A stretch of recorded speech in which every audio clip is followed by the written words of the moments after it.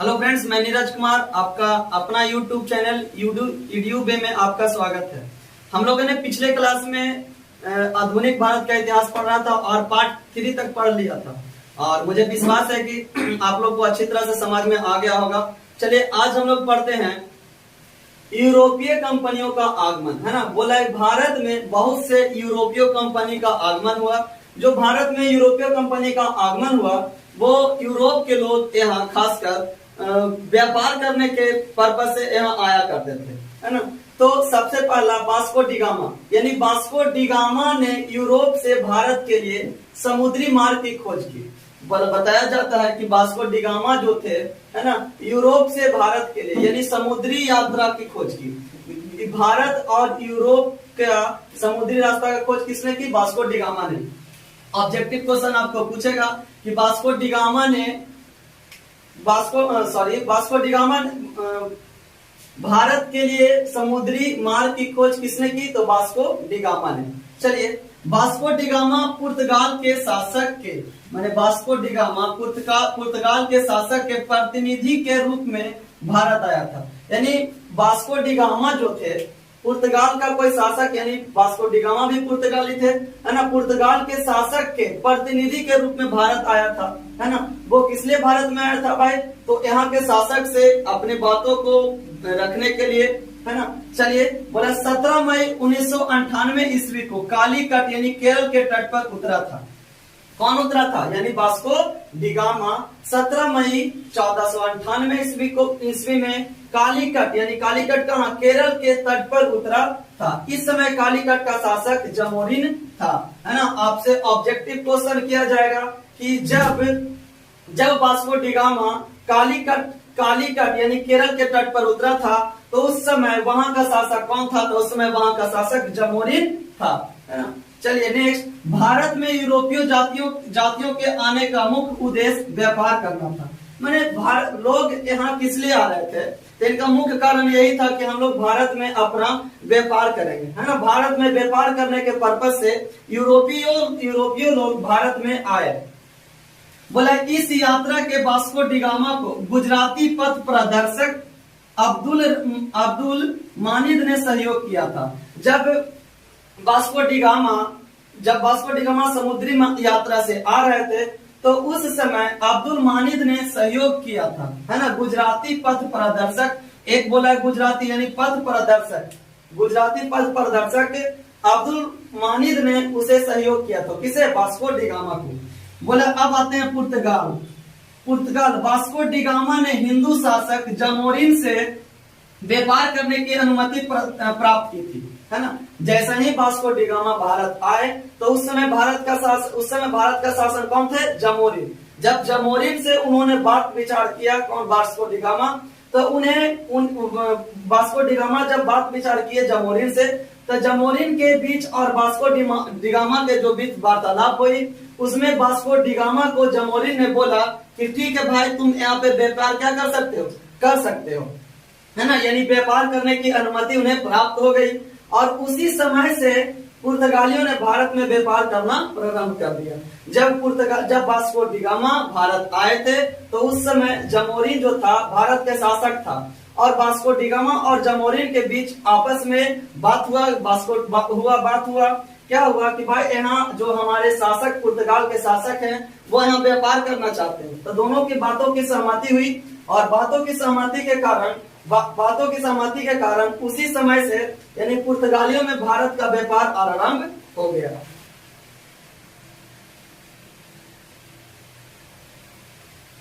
अब जानते हैं फ्रांसिस्को एल्मीडा, है ना। ये भी पुर्तगाल के शासक थे, फ्रांसिस्को एल्मीडा।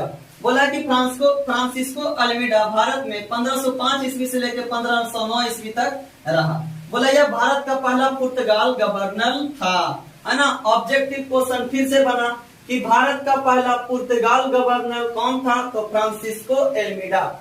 नेक्स्ट बोला इसके बाद, है ना, यानी इसके बाद फ्रांसिस्को एल्मीडा के बाद अल्बुकर्क गवर्नर बना जो 1509 ईस्वी से 1515 ईस्वी तक भारत में रहा, है ना। यानी फ्रांसिस्को एल्मीडा जो थे भारत में 1515 ईस्वी से लेकर 1509 ईस्वी तक, सॉरी, फ्रांसिस्को अल्मीडा जो थे भारत में 1505 ईस्वी से लेकर 1509 ईस्वी तक रहे और इन्हें भारत का पहला पुर्तगाली गवर्नर था, यानी भारत का पहला पुर्तगाली गवर्नर था। इसके बाद यानी उनके वापस लौटने के बाद अल्बुकर्क गवर्नर बना, है ना, यानी अल्बुकर्क क्या बना, गवर्नर। बोले 1500 इनका शासनकाल 1509 ईस्वी से लेकर 1515 ईस्वी तक था। इसकी अध्यक्षता में पुर्तगाली शक्ति का निर्माण हुआ, है ना। बोला कि जब अल्बुकर्क भारत में गवर्नर बने, भारत में जब दूसरी बार गवर्नर बने, है ना, यानी पहला फ्रांसिस्को अल्मीडा थे और दूसरा अल्बुकर्क। जब अल्बुकर्क भारत का गवर्नर बने तो इन्होंने पुर्तगालियों की शक्ति का निर्माण किया। बोला यह भारत में पुर्तगाल का वास्तविक संस्थापक था, यानी भारत में पुर्तगाल का वास्तविक संस्थापक किसे बोला जाएगा, तो अल्बुकर्क, यानी अल्बुकर्क को भारत का वास्तविक संस्थापक कहा जाता है। यानी अल्बुकर्क को भारत में पुर्तगाल का वास्तविक शासन कहा जाता था। बोला इसने बीजापुर के शासक से बोला किसने, तो अल्बुकर्क ने बीजापुर के शासक, जो बीजापुर के शासक थे उनसे वो 1510 ईस्वी में गोवा छीन लिया।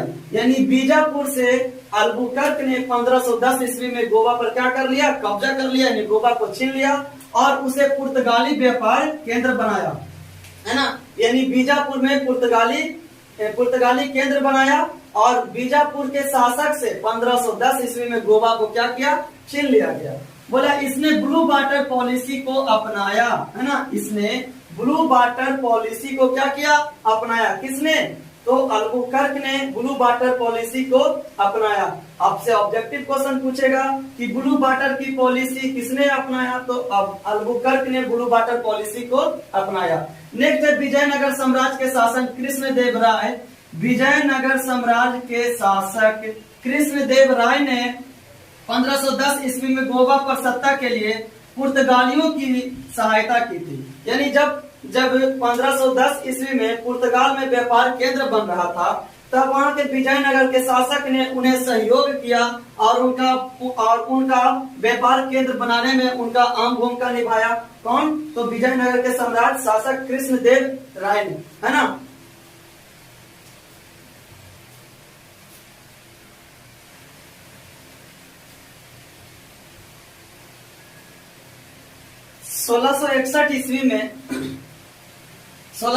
ईस्वी में ब्रिटेन के युवराज चार्ल्स द्वितीय का विवाह पुर्तगाल की राजकुमारी कैथरीन से हो गया, है ना। यानी 1661 की बात है। 1661 ईस्वी में ब्रिटेन के युवराज यानी ब्रिटेन के राजा, है ना, ब्रिटेन के राजा चार्ल्स द्वितीय, यानी ब्रिटेन के राजा चार्ल्स द्वितीय का विवाह पुर्तगाल की राजकुमारी कैथरीन से हो गया।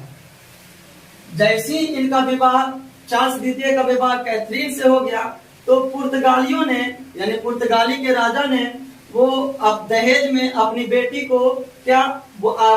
को मुंबई दे दिया, है ना, यानी अंग्रेजों को दहेज में दे दिया।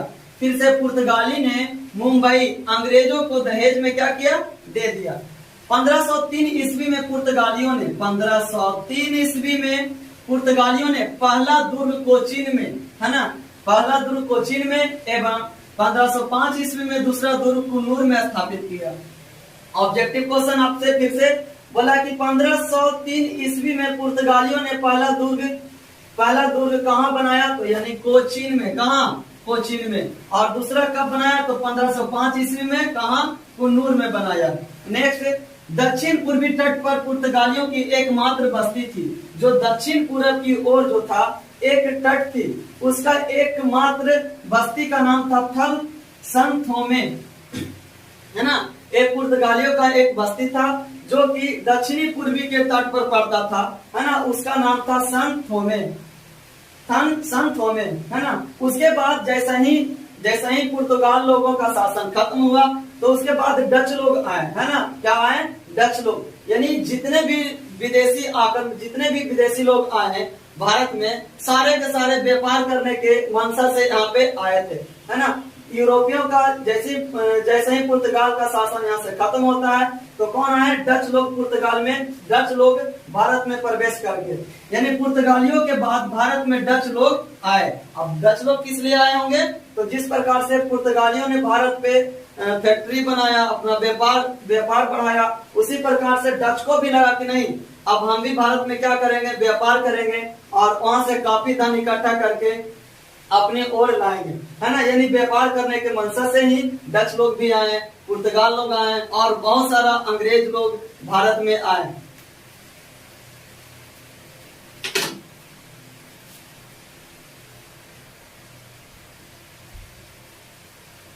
पुर्तगालियों के बाद जो डच भारत में आए, बोला कि पहला डच यात्री, है ना, पहला डच यात्री कार्नेलियन हाउटमैन 1596 ईस्वी में भारत के पूर्व सुमात्रा पहुंचा, है ना। अगर जो आपसे पूछेगा कि पहला डच यात्री हाउटमैन ने भारत में कब आया, तो 1596 ईस्वी में, और कहाँ आया, यानी भारत के पूर्व सुमात्रा पहुंचा। यानी सुमात्रा कोई जगह का नाम है, वहां भारत में पहला डच यात्री कार्नेलियन हाउटमैन पहुंचे। बोले डचों ने भारत में अपनी प्रथम व्यापारिक कोठी, यानी कोठी मतलब होता है फैक्ट्री, यानी डचों ने अपना पहला व्यापारिक फैक्ट्री 1605 ईस्वी में मसूलीपट्टनम में स्थापित किया, है ना। यानी डच ने अपनी पहली कंपनी 1605 ईस्वी में मसूलीपट्टनम में स्थापित की और डचों की दूसरी व्यापारिक कोठी पुलिकट यानी पुलिकट में स्थापित हुई। डचों की पहली व्यापारिक कंपनी यानी पहली व्यापारिक फैक्ट्री कहाँ बना, तो 1605 ईस्वी में मसूलीपट्टनम में स्थापित किया और दूसरा फैक्ट्री उसने लगाया कहाँ, पुलिकट में स्थापित किया। बोला डचों ने भारत में प्रथम बार औद्योगिक वेतन भोगी रखे। बोला कि डचों ने भारत में प्रथम बार जो उनके फैक्ट्री में यानी औद्योगिक जो काम कर रहे थे मजदूरों को, उन्होंने वेतन देना प्रारंभ किया, यानी वेतन पर उनको रखा। बोला कि 1759 ईस्वी में बेदरा के युद्ध में, यानी बेदरा उसके बाद एक युद्ध हो जाता है जिसका नाम है बेदरा का युद्ध, है ना। बेदरा का युद्ध कब होता है, तो 1759 ईस्वी में बेदरा के युद्ध में अंग्रेजों ने डचों को पूरी तरह से पराजित कर दिया। यानी 1759 ईस्वी में आपसे ऑब्जेक्टिव पूछेगा कि बेदरा का युद्ध किनके बीच लड़ा गया, तो बेदरा का युद्ध अंग्रेज और डचों के बीच लड़ा गया। जब बेदरा का युद्ध हुआ तो उसमें पराजित कौन हुआ, तो उसमें जब बेदरा के युद्ध में डच ने क्या हो गया, डच ने पराजित हो गया। यानी अंग्रेजों ने पूरी तरह से डचों को क्या किया, पराजित कर दिया। यानी अंग्रेजों ने डचों को पूरी तरह से पराजित कर दिया। कौन सा युद्ध में, यानी बेदरा के युद्ध में। नेक्स्ट जो आपका ऑब्जेक्टिव क्वेश्चन, यहाँ से बहुत सारे ऑब्जेक्टिव क्वेश्चन बनेंगे, है ना। पहले आप क्या कीजिए, वीडियो को बार बार देखिए और आप इसे चाहे तो नोट भी कीजिए। मैं यकीनन दिलाता हूँ कि बहुत सारे क्वेश्चन आपको बीपीएससी सीडीपीओ में आने वाली यहाँ से क्वेश्चन, अधिकतर क्वेश्चन यहीं से लड़ेगा, यानी यहीं से नहीं, इस चैप्टर से ही, है ना। यानी फिर से हम लोग अब जब भी पढ़े आप लोग तो इसे एक बार पढ़ें और उसे ऑब्जेक्टिव बनाने का खुद से क्वेश्चन करें, क्योंकि मैं सब्जेक्टिव में इतना लिखा दे रहा हूँ क्योंकि आपसे ऑब्जेक्टिव खुद ब खुद निकल कर सामने आ जाए। यानी फिर से एक बार मैं इसको बताने की कोशिश करता हूँ। बोला पहला डच यात्री कौन था, कार्नेलियन हाउटमैन। वो भारत में कब आया था, तो 1596 ईस्वी में। जब बोला कार्नेलियन हाउटमैन ने सबसे पहले कहाँ पहुंचा, तो भारत के पूर्व यानी सुमात्रा में सबसे पहले वो पहुंचा। नेक्स्ट डचों ने भारत में अपनी प्राथमिक व्यापारी, यानी डचों ने सबसे पहला अपना व्यापारी फैक्ट्री कहाँ स्थापित किया, तो डचों ने सबसे पहला अपना व्यापारी फैक्ट्री मसूलीपट्टनम में स्थापित किया। और कब किया, तो 1605 ईस्वी में किया। बोला डचों की दूसरी व्यापारिक कोठी यानी पुलिकट, डच ने दूसरी व्यापारिक कंपनी स्थापित किया कहाँ, पुलिकट में, है ना। और जब क्या होता है बाद में अंग्रेज और डच के बीच में वार्तालाप ठीक नहीं होने के कारण उनके बीच युद्ध हो जाता है ना। और उस युद्ध को हम बेदरा के युद्ध के नाम से जानते हैं, जो कि अंग्रेज और डचों के बीच में लड़ा गया था। यानी बेदरा का युद्ध किनके बीच में लड़ा गया, तो अंग्रेज और डचों के बीच में लड़ा गया, जिसमें से डच को क्या हो गया, पराजित हो गया और अंग्रेज विजय प्राप्त कर ली। चलिए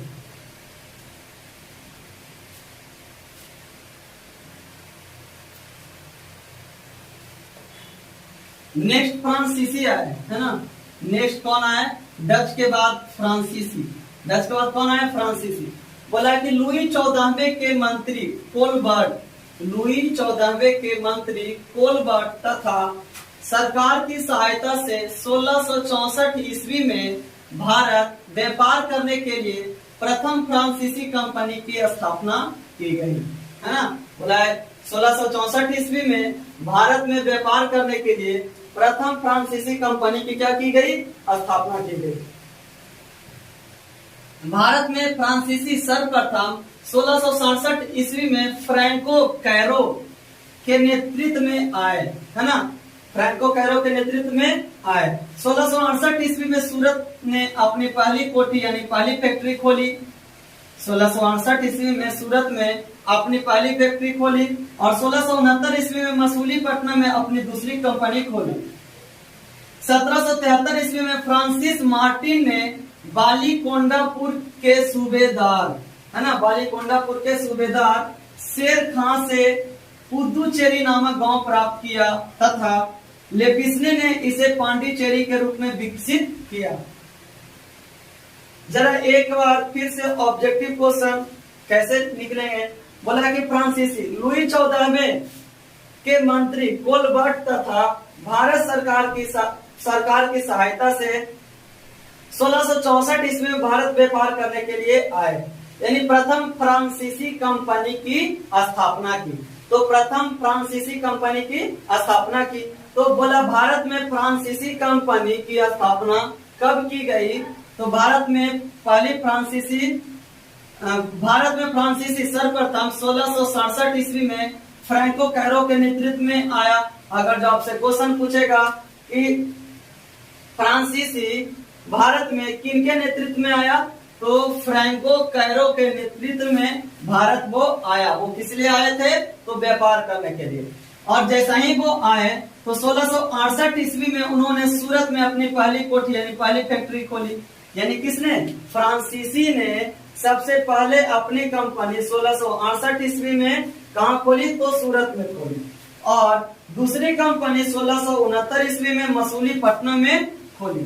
बोले अपनी दूसरी कंपनी 1669 ईस्वी में खोली। 1773 ईस्वी में फ्रांसिस मार्टिन ने बालीकोंडापुर के सूबेदार, है ना, यानी 1773 ईस्वी में फ्रांसिस मार्टिन ने बालीकोंडापुर के सूबेदार शेर खां से, यानी शेर खां से क्या किया, तो पुदुचेरी नामक गांव प्राप्त किया। आपसे ऑब्जेक्टिव क्वेश्चन पूछेगा कि पुदुचेरी नामक गांव प्राप्त किया गया किसके द्वारा, तो शेर खां से पुदुचेरी नामक गांव प्राप्त किया। बोला तथा लेपिसनो ने इसे पांडिचेरी के रूप में विकसित किया। और विकसित किसने किया, तो लेपिसनो ने इसे पांडिचेरी के रूप में क्या किया, पूरे विकसित कर दिया।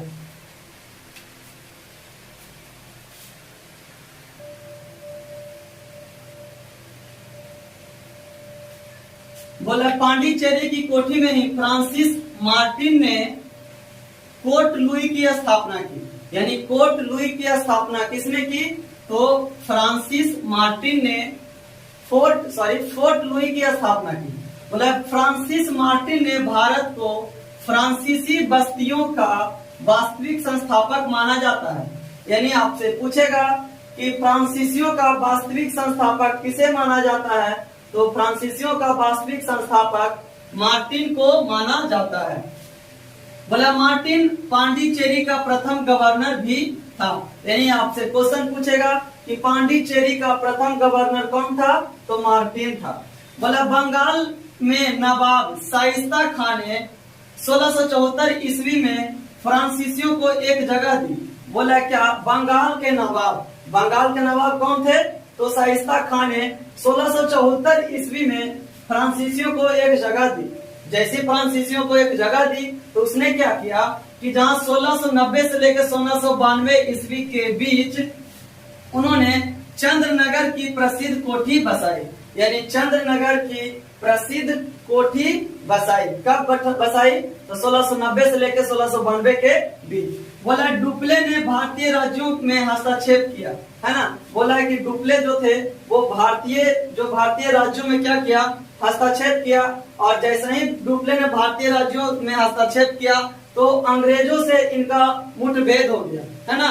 और इनके बीच 3 युद्ध लड़े गए। और जैसे ही इनसे टकराव हो गया अंग्रेज के बीच, तो इनके बीच में 3 युद्ध क्या हुए?